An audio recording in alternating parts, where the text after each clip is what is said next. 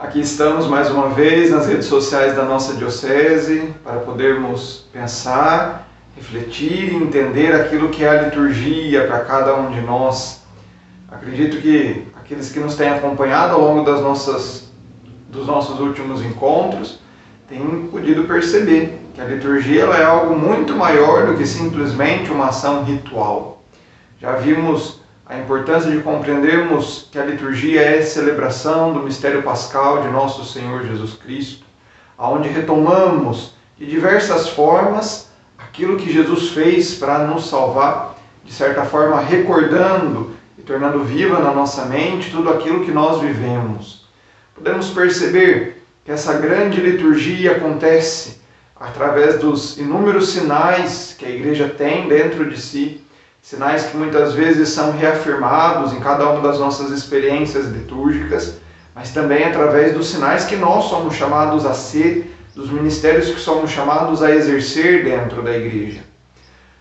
Caminhando já quase para o fim dos nossos encontros, gostaria de pensar com vocês neste momento uma dimensão muito importante da liturgia, que nós chamamos de espiritualidade.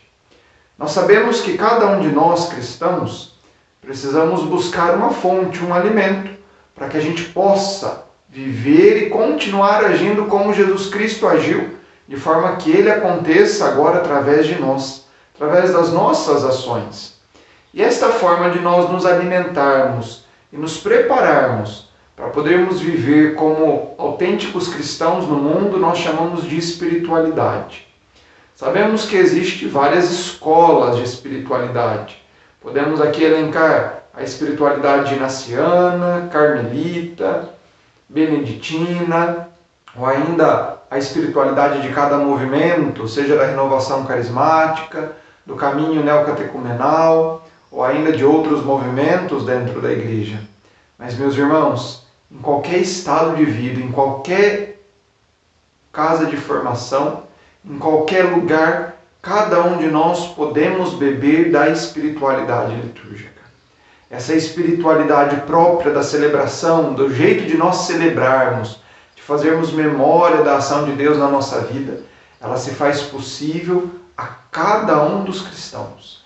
Independente de que ele seja homem, mulher, padre, freira, leigo, família, jovem, todos podem se aproveitar desta espiritualidade, para que então trilhem um caminho de perfeição, que o leve a junto de Deus a experimentar a graça que Deus coloca no nosso coração e na nossa vida. Matias Alger, um teólogo liturgista, vai dizer que a espiritualidade litúrgica poderia ser definida ou descrita como uma atitude permanente de cada um de nós, ou um estilo de vida baseado na assimilação ou na identificação plena com Cristo. Desta forma, cada um de nós, vai dizer Alger, que fomos batizados, confirmados, que seguimos a nossa vida, sendo nutridos pela Sagrada Eucaristia, pela Palavra de Deus, dentro da grande liturgia da Igreja, celebrando os demais sacramentos, tudo aquilo que Deus vai dando a cada um de nós por intermédio da Igreja, vamos, através disso, através da oração da Igreja, através do ano litúrgico, de tudo aquilo que vamos vivendo, progredindo na nossa vida cristã. E isso é de grande importância para cada um de nós. Precisamos, por fim, entender a liturgia mais do que a sua teologia, mais do que a sua dimensão ritual, entender a sua condição de espiritualidade no mundo. É ela que transforma o ser humano e nos chama a caminhar junto com Deus, deseja transformar o nosso coração. Costumo dizer que a liturgia nunca pode ser alterada por nós homens. O que nós fazemos nas reformas litúrgicas ao longo da história da Igreja é adaptar aquilo que compete à Igreja, discernindo junto com o Espírito Santo, para permitir com que o ser humano progrida no seu caminho cristão. Porém, é a liturgia que nos muda. É a liturgia que vai transformando aquilo que nós somos, o que nós temos, para que assim a gente assemelhe a nossa vida com a vida de nosso Senhor Jesus Cristo. Dentro dessa condição de espiritualidade litúrgica, gostaria de entender aqui duas coisas junto com vocês, muito importantes, e que iluminam e definem aquilo que é a espiritualidade litúrgica para cada um de nós. A primeira coisa é que todos os liturgistas irão dizer que a espiritualidade litúrgica ela não está presa nem se fecha a um ritualismo ou um rubricismo. Realizar a lei pela lei, a norma pela norma. Não. A espiritualidade litúrgica ela não está presa na prática legalista, em a gente cumprir cada pormenor daquelas letrinhas vermelhas dos livros litúrgicos. Não. Se fizermos isso, nós estaremos reduzindo a liturgia a uma concepção medieval. E aí nós iremos perder aquilo que de fato ela pode gerar no nosso coração. Poderemos perder o valor de cada sinal litúrgico.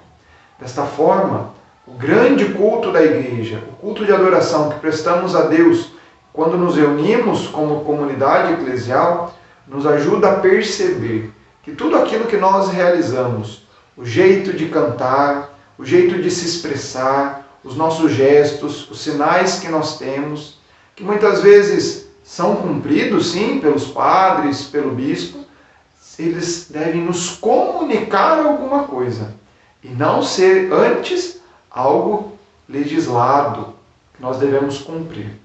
O segundo ponto que a espiritualidade litúrgica nos chama a atenção é que ela não está presa simplesmente à celebração cultual, a celebração que nós chamamos litúrgica. Mas como isso?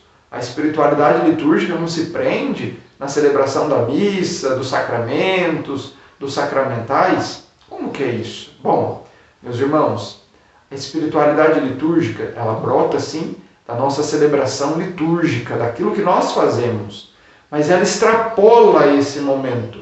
Ela é muito maior do que simplesmente a gente se reunir para poder então celebrar a Eucaristia. Prestemos atenção. Tudo aquilo que nós vivemos deve ser entendido como algo que deriva da liturgia ou que vai até ela. Meus irmãos, a nossa vida deve ser colocada diante do Senhor dentro do culto que nós prestamos. Vou tomar um exemplo muito claro. Naquele momento onde o padre prepara o altar, coloca o corporal, as âmbulas, o cálice, coloca o vinho dentro do cálice, uma pequena gota de água misturando ali então mostrando essa união do divino com o humano. Cada um de nós somos chamados a ofertar também, não somente donativos para os pobres e para o auxílio da igreja, mas somos chamados a ofertar a nossa vida, colocar no altar do Senhor aquilo que nós vivemos, as nossas dores, as nossas angústias. Se assim nós fizermos, iremos entender, tendo escutado a palavra de Deus, que tudo aquilo que nós fazemos e aquilo que nós experimentamos encontra a força ali, dentro da liturgia. Por isso que tudo que nós fizermos irá derivar da liturgia ou irá nos encaminhar para ela. Vai fazer com que dela brote ações e atitudes a fazermos, ou então iremos, de acordo com aquilo que estamos fazendo, querer apresentar tudo diante de Deus. Por isso, meus irmãos, precisamos estar atentos àquilo que a Igreja diz na Sacrosanto Concílio, no número 10, que a liturgia, por sua vez, impele, empurra cada um de nós, saciados pelos mistérios pascais que nós celebramos, a viver unidos no amor.